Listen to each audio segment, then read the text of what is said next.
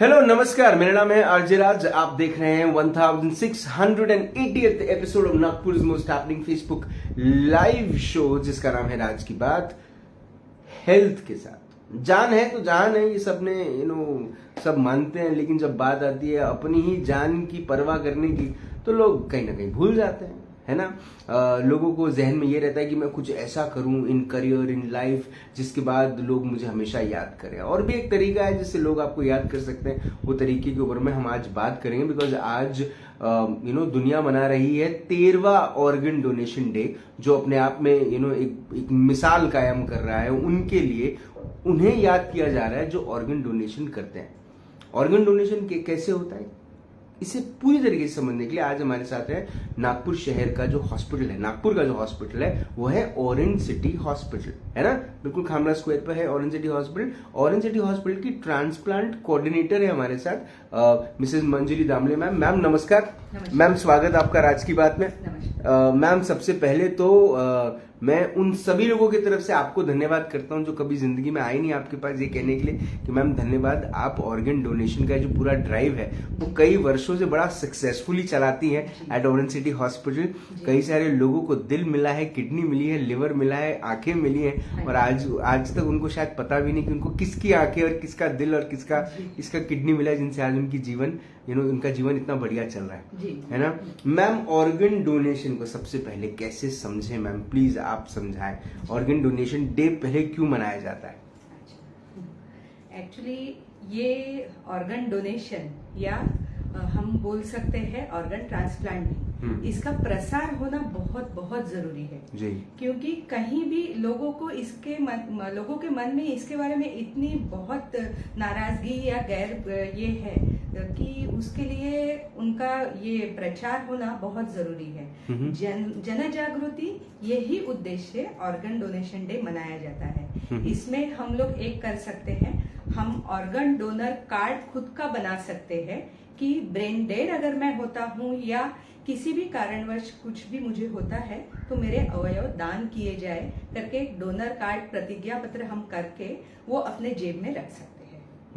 Ma'am organ donation को कौन से ऐसे बॉडी पार्ट्स हैं जिन्हें हम डोनेट कर सकते हैं? जी, इसमें रिसर्च तो बहुत चल रहा है, लेकिन फिलहाल हम हमारी kidney, liver, heart, lungs, pancreas, intestine और अभी बीच में केरला में हाथ भी डोनेट हुए हैं किसी को।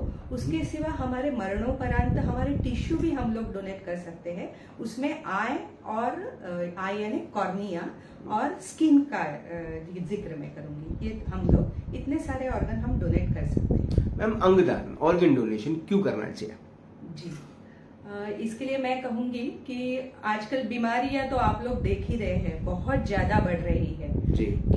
दोनों किडनी फेल होना, फिर डायलिसिस पे चले जाना, और डायलिसिस शुरू होने के बाद डॉक्टर आपको बताते हैं कि आपको दो ही ऑप्शन है, एक तो आप जीवन भर डायलिसिस करते रहिए और दूसरी बात आती है ट्रांसप्लांट की जी। वैसे ही लीवर फेल हो गया या तुम्हारा लंग्स, हार्ट कुछ भी फेल हो गया करके बीमारी में चलते रहना, दवाई लेते रहना है, यही जीवन बन जाता है ऐसे लोगों का।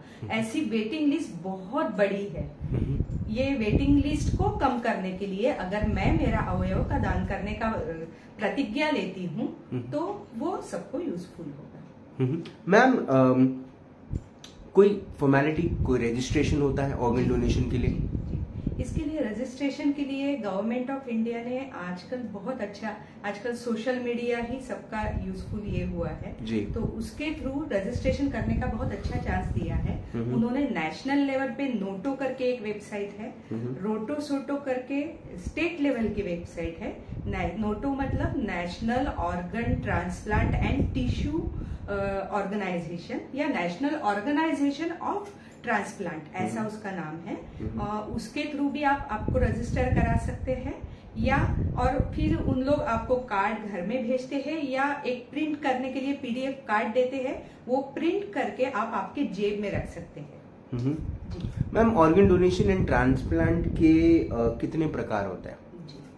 बेसिकली इसके दो प्रकार जाने जाते हैं। एक तो है लाइव ट्रांसप्लांट। लाइव में आज आप 2 किडनी में से 1 किडनी डोनेट कर सकते हैं, लीवर का कुछ पार्ट डोनेट आप लोग कर सकते हो। और इसमें कैसा है कि उसमें रजिस्ट्री आपको करनी पड़ती है, इसमें थोड़ा सा गवर्नमेंट बाइंडिंग्स है, इसमें आपको सिर्फ रजिस्टर करके कुछ फॉर्मेलिटी कंसेंट लेके ये सब कुछ करना पड़ता है, और आपके घर के मेंबर ही मैक्सिमम कर सकते हैं। नॉन रिलेटेड भी एक है, लेकिन वो भी एकदम आपके क्लोज जो है वो ही आपको डोनेट कर सकते हैं। दूसरा आता है डिसीज डोनर ट्रांसप्लांट या ब्रेन डेड ट्रांसप्लांट। इसमें ऐसा होता है कि हम लोग समझो एक हाथ एक्सीडेंट हो गया, किसी का एक्सीडेंटल डेथ पे है, डेथ के कगार पे कोई है, ये ऐसा वेंटिलेटर पे इसमें हॉस्पिटल में एडमिट है, तो उस वक्त हम लोगों को बहुत कठिन सिचुएशन में समझाना इस वक्त बहुत कठिन जाता है। डॉक्टर ब्रेन डेड पेशेंट जैसे ही होता है उनको एक वर्ड डाल देते हैं कि अगर ये ब्रेन डेड होता है तो आप इसके ऑर्गन, उनके उस वक्त कुछ भी समझ में नहीं आता है, फिर भी समझा के कभी कभी कोई रिलेटिव उसमें से तैयार हो जाते हैं और उनका हम लोग ऑर्गन डोनेशन करते हैं। मैम, ये जो पूरी की पूरी प्रक्रिया है, क्या ये गवर्नमेंट के नियम अनुसार होती है? बिल्कुल गवर्नमेंट के नियम अनुसार है। आजकल इसके लिए प्रोत्साहन भी बहुत ज्यादा दिया जा रहा है। इसमें एक एक्ट है, transplant of human organ act. 1994 में ये एक्ट इंडिया में आया था। उसके बाद उसमें अमेंडमेंट 2014 में आए, वो रूल्स हम लोग फॉलो करते हैं। 2021 में और एक अमेंडमेंट आया है और उसमें पूरा सजेशन दिया है कि कैसे सब कुछ किया जाए। 2021 कोविड के बाद का है, तो उसमें वो भी इंक्लूड किया गया है, इन्फेक्शन के चांसेस वगैरह सब कुछ, और उस हिसाब से ही ये पूरी प्रक्रिया होती है। मैम, क्या इसमें पुलिस का भी कोई वेरिफिकेशन या पुलिस का कोई एक रोल होता है? जी जी बिल्कुल। इसमें कैसा है, लाइव ट्रांसप्लांट में आपको एक पुलिस वेरिफिकेशन लगता ही है कि आप जो फैमिली मेंबर डोनेट कर रहे हो, इसके लिए भी एक पुलिस वेरिफिकेशन लगता है। उसके सिवा डिसीज डोनेशन में आपने ग्रीन कॉरिडोर सुना होगा। जी, उसमें पुलिस का बहुत ज्यादा रोल आता है। ये प्रक्रिया में कैसे, मैंने जब भी बताया कि ब्रेन डोनर ब्रेन डेड होता है, उसके बाद रिलेटिव तैयार हो गए कि हमारी लोगों की ट्रांसप्लांट टीम जो है वो एक्टिव हो जाती है। ठीक है, डॉक्टर ट्रांसप्लांट कोऑर्डिनेटर को बुलाते हैं, वो जो है वो पूरा समझाता है कि कैसे ये किया जाए, आपके साथ मैं पूरा आपका प्रोसेस होने तक हूँ, ये विश्वास रिलेटिव को देना हमारा काम रहता है। तो ये विश्वास हम लोग उनको दिलाते हैं कि हम आपके साथ ही हैं पूरा प्रक्रिया होने तक। और इसमें फिर उनके कंसेंट्स लेना, डॉक्टर्स के कंसेंट्स लेना, ये सब होने के बाद कभी कभी क्या होता है, हार्ट या लंग्स जो है वो नागपुर में कहीं रजिस्टर्ड नहीं है आज के डेट में, तो उसके लिए हमको बाहर वो ऑर्गन भेजना पड़ता है। तो बाहर ऑर्गन भेजने के लिए यहाँ हमको पुलिस की बहुत सहायता होती है। कोई एसपी लेवल के आदमी, ZTCC नागपुर जो है ये इसमें वर्क करती है और ये सबको बताती है कि कब टेंटेटिव टाइम लेती है, उस हिसाब से जैसे VIP के लिए ग्रीन कॉरिडोर रहता है, वैसा ऑर्गन और एम्बुलेंस के लिए ग्रीन कॉरिडोर एयरपोर्ट तक या नागपुर में किसी हॉस्पिटल में ऑर्गन पहुंचाना है तब तक एक्टिव रहता है। तो पूरी पुलिस इसमें हमको सहयोग देती है।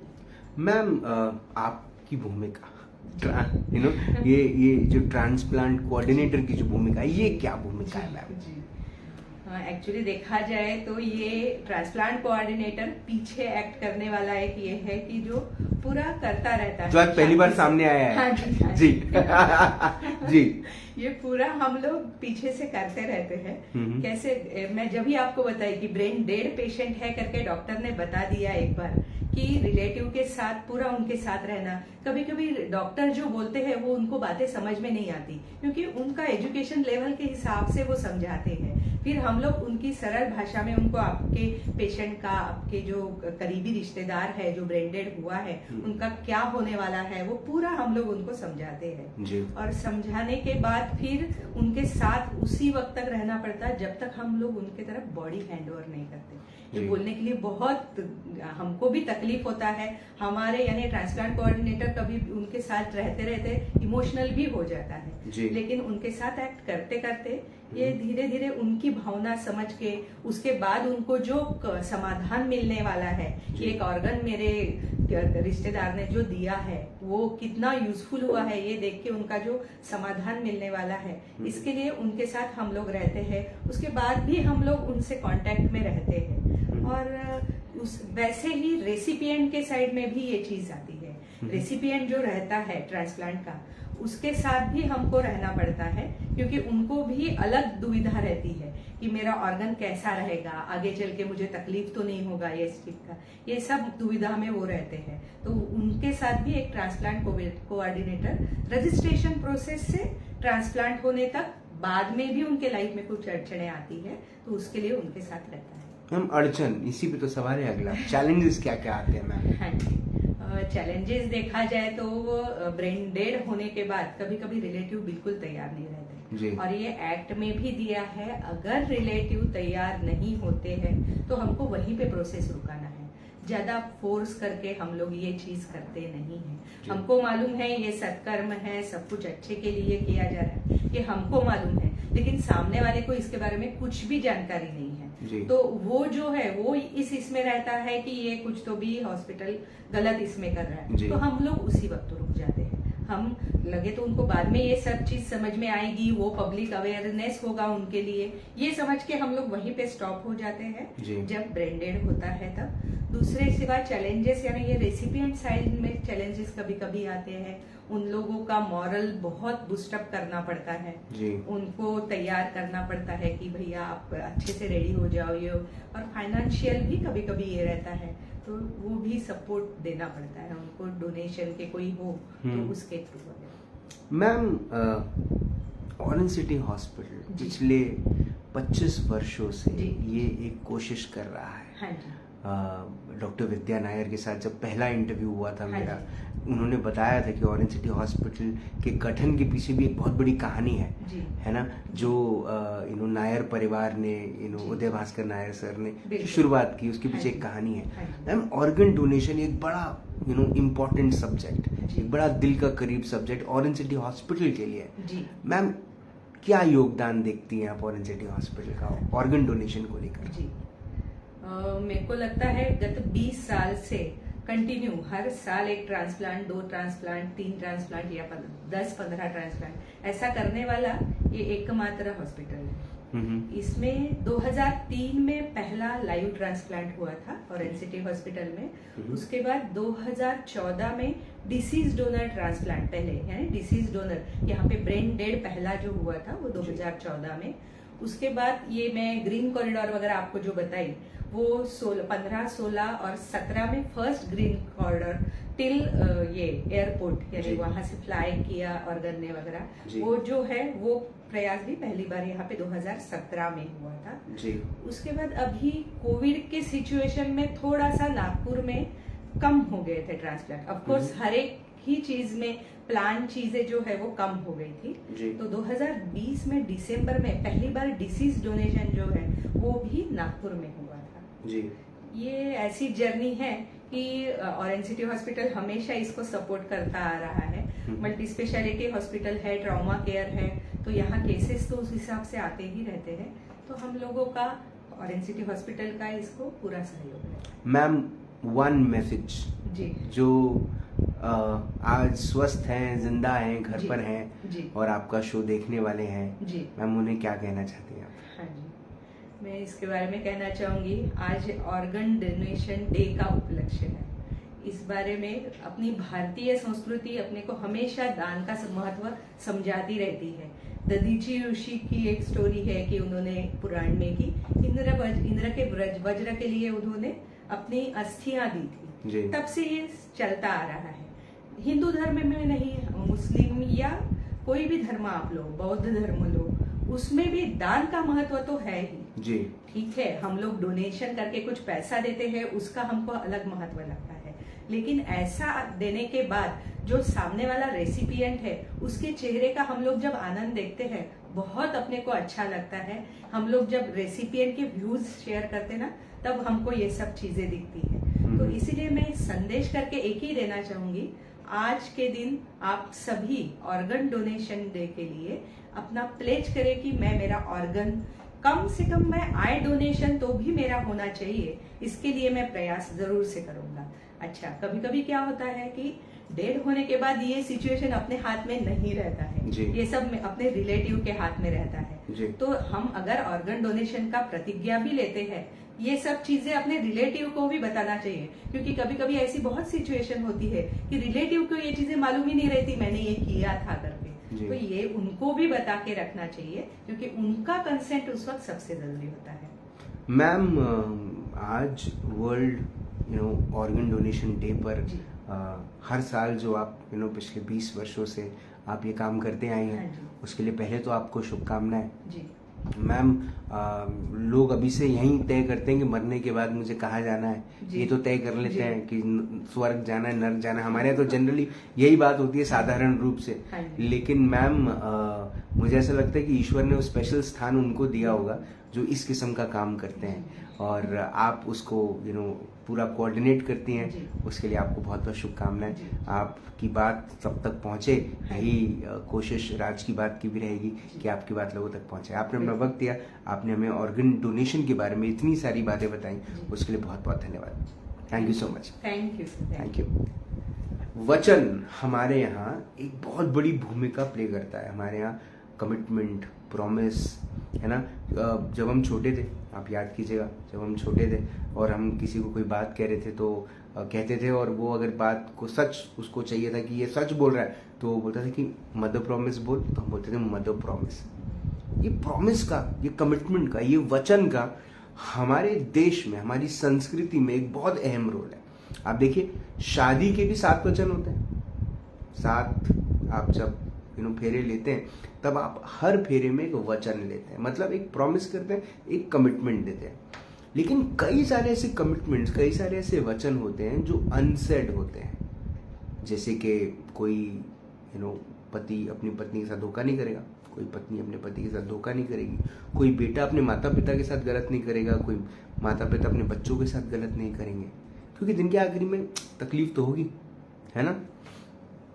ईश्वर और इंसान में, ठीक है, समझिएगा इसको, ईश्वर और इंसान में एक अनसेड वचन नहीं है, नहीं है। ईश्वर ने आपको एक ड्राइंग बनाई है आपकी, है ना।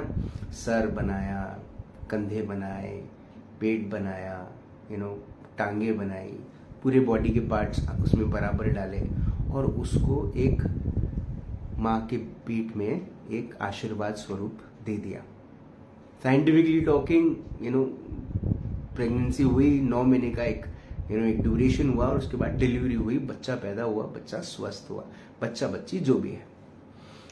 अब ईश्वर ने भेज तो दिया, पर ईश्वर ने आपसे ये कॉन्ट्रैक्ट कब साइन करवाया कि जब मैं वापस आऊंगा तब मैं ऐसे ही वापस आऊंगा?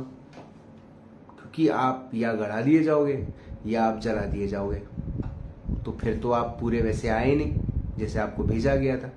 आप वो कमिटमेंट निभा लोगे, है ना, जहां पर आपका धर्म आपको ये सिखाता है कि आपको गड़ा देना चाहिए, या आपको जला देना चाहिए, या आपकी अस्थियां पानी में बहा देनी चाहिए। आप वो कमिटमेंट निभा लेंगे अपने धर्म के साथ, लेकिन अपने कर्म के साथ कमिटमेंट कब निभाएंगे?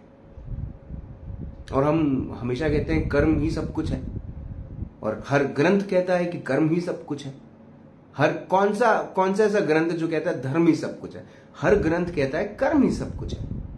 ऑर्गन डोनेशन एक कर्म है। मैं एक ऑर्गन डोनर हूं, इसलिए बात मैं कह रहा हूं कि कर्म का एक बहुत इंपॉर्टेंट रोल है। आप काम नहीं करेंगे तो आपको सैलरी मिलेगी क्या? अगर आप दुकान पे जाके नहीं बैठेंगे तो बिजनेस होगा क्या? अगर आप चलेंगे फिरेंगे नहीं तो दुबले फिट रहेंगे क्या? अगर आप खाना नहीं खाएंगे तो पेट भरेगा क्या? सवाल हमारे सामने है, जवाब हमारे पास है। लेकिन फिर भी पूरी दुनिया हमें विश्व गुरु समझती है। हमें विश्व गुरु का टैग लेके चलते हैं हम। कि हम इतने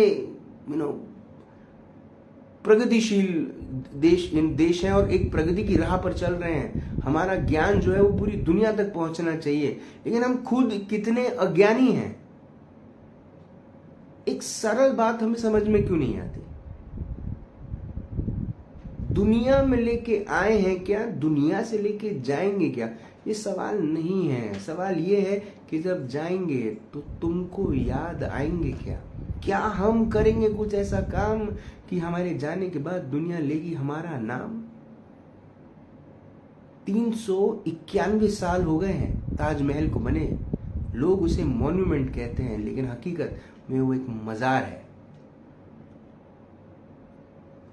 करोड़ों अरबों रुपए लगे होंगे उस मजार को बनाने के लिए शाहजहां को। आज एक 2 बेडरूम हॉल किचन बनाना बड़ा डिफिकल्ट है साहब। तो आप अगर कुछ एक्चुअली में छोड़कर जाना चाहते हैं ना, तो अपने ऑर्गन्स को छोड़कर जाइए जो किसी के काम आए। तब आप एक ऐसा कर्म करके जाएंगे जिसको लेकर आप जब ऊपर जाएंगे तो आपको आपका तालियों से अभिनंदन होगा, आपको सल्यूट किया जाएगा और बनाने वाला खुद आपसे मिलने आएगा। बात समझ में आए तो ठीक, नहीं तो प्रभु की इच्छा। जिंदा रहें। जय हिंद।